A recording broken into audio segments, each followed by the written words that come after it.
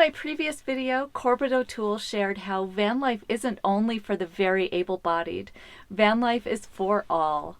In this video, we get to see how her van is laid out for her specific priorities and how she moves in and out of her van as a solo nomad using a wheelchair.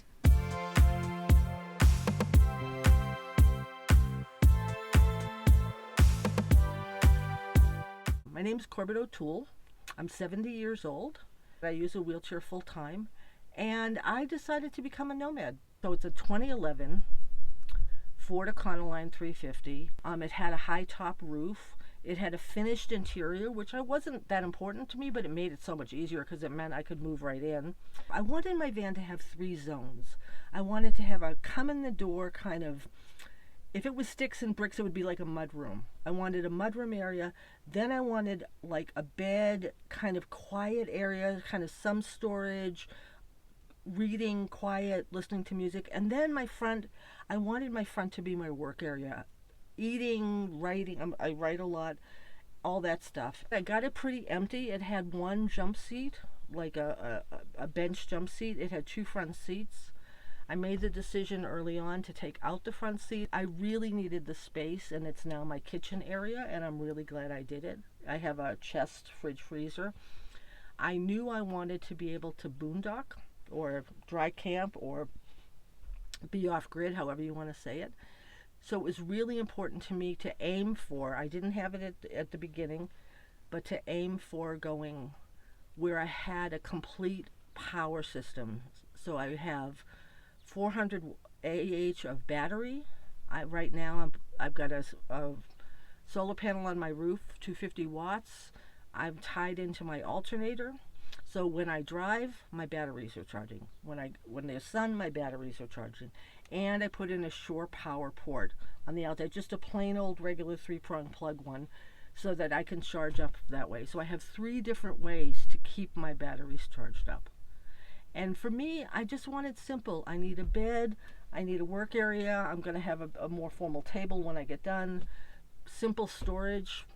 I tie everything down with straps. I find the webbing straps are better for tying things down than paracord by itself, but I use the paracord to hang everything. So it's a pretty simple build. We took out some of the pretty facing that was here and put in a shelf here. The front here had this storage, but it was like a little teeny tiny opening, and we opened it way up so that it has this lip. And it also gives me the ability to have my curtain rod hiding so I can drop down for security, safety, and quite frankly for insulation. And I put up some black fabric on the outside and Reflectix on the inside. And when I decide my design, when I do my beautify plan, which comes later, which is when everything's going to get painted and covered, then I'll figure out what the fabric should be on the inside. But for now, it's good. This is my kitchen area, and it's my footwell. You would think my footwell would be dead space. My footwell is amazing space because, first of all, in the front corner, I have a 5-gallon water jug, and I was advised to keep the cap on it and just put the dispenser on and off as I need it. Secondly, I have 2 cords. Now you might think I would get confused. I'm not confused. If it's the plain colored cord, it's the vacuum cleaner. If it's the SOS cord, it's the jumpstart my car cord. And with handles, because I need handles on this, I pull out my little stove. So all that space is being utilized and stored without having me have, nothing goes away and can't be found. I have a little folding table.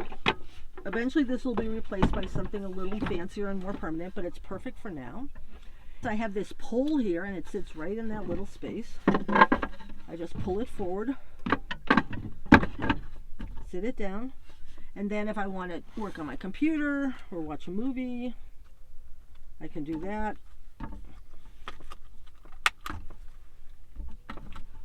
Or if I want to cook, I put my stove down here, and then my pot is high enough that I can see into it, whereas if it was the same height as this, I wouldn't be able to see in for cooking. So I wanted my cooking area to be really safe for me.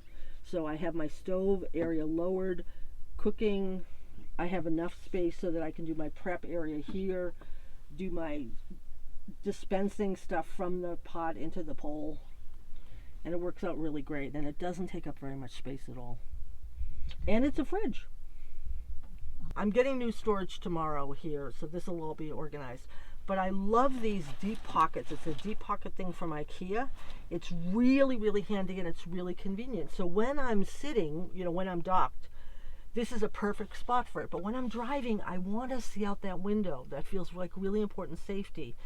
So what I did was I made this system be really simple so that all I have to do is slide it down, and on the far side of the storage cabinet, there's another carabiner. So all I have to do is unhitch this, hitch that, and then it just sits in front of that set of storage boxes, out of my way, out of the vision, so I have a clear line of sight while I'm driving. I'm reusing the seatbelt straps as tie downs. I put grab rails that I just tied on. This one is a swimming pool pole. That's a long story, but it's a swimming pool pole, and I'm just tying it down with paracord, and I have it on both sides. So on this side, it helps me move around in the bed, and on the other side, it helps me, because I do some standing and stretching, and it helps me move around that way. So when I leave my van, I use my grab rail. I could also slide over if I wanted to. There's not a lot of room, but there's just enough room. We measured it before we set the bed or anything. I have my control on a hook, magnetic hook. I deploy. I make sure my doors are wide open.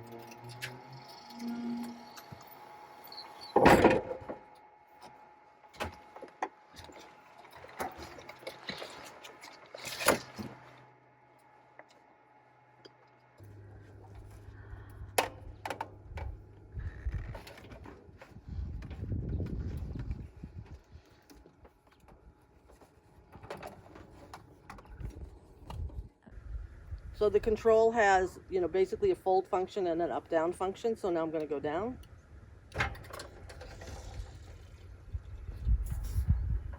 And I need to have something solid under it, or the lift doesn't go down.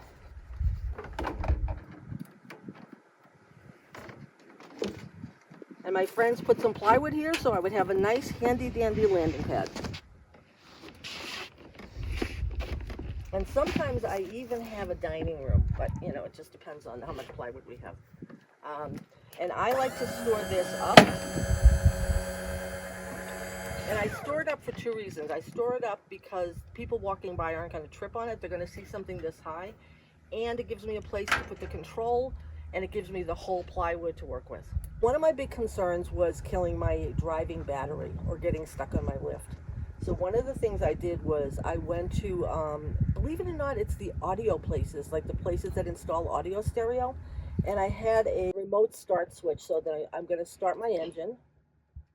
And that means when I'm using my lift, I'm not draining my engine. I'm keeping my engine going. And if I forgot for any reason to turn this off, in about 8 minutes it turns itself off. So I don't have to worry about that.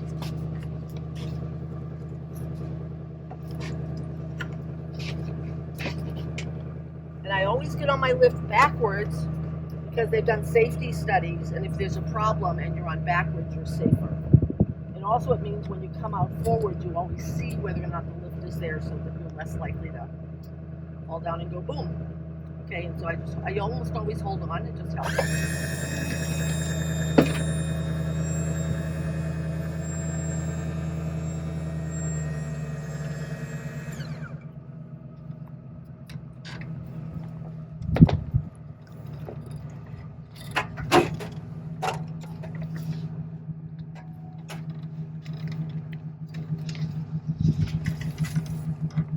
And I always park on this side because that's the way the wheels pivot the easiest.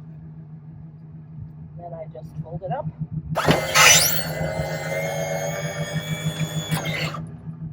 Before I got a van, I was living in a school bus, and I really wanted mobility, but I really wanted to think carefully about what kind of van did I want. Because I have a bunch of different needs. So I use a wheelchair, so I knew I needed a van with a lift. And typically, vans with lifts have them on the side door. But for me, I didn't feel like I would have the layout that I wanted if I did that, even though that's the more common layout. And I needed a van that had a high enough roof that I could stand up, so I wanted my transfers to be easy. I wanted something really reliable. I wanted something really affordable and easy to fix. So I knew I wanted from the beginning something like a Ford Econoline. And I probably wanted a 250 or a 350 because I wanted the extra length, because coming in with the wheelchair took up extra back space, so I didn't want a 150. And when I started looking, what I found was there's a lot of used 350s that have lifts already on them that are used in small towns and in communities to transport people to senior programs and various kinds of Alzheimer's programs, different kinds of stuff. So I wanted one where most of the seats were gone or easy to remove. And I wanted one where the floor was rubber. One of the advantages of having it be kind of a transport van for people is that the floor is non-skid, and that was really important to me. I wanted it to be clean. I didn't mind if I kept some of the rails in because I could use it for tying my furniture down.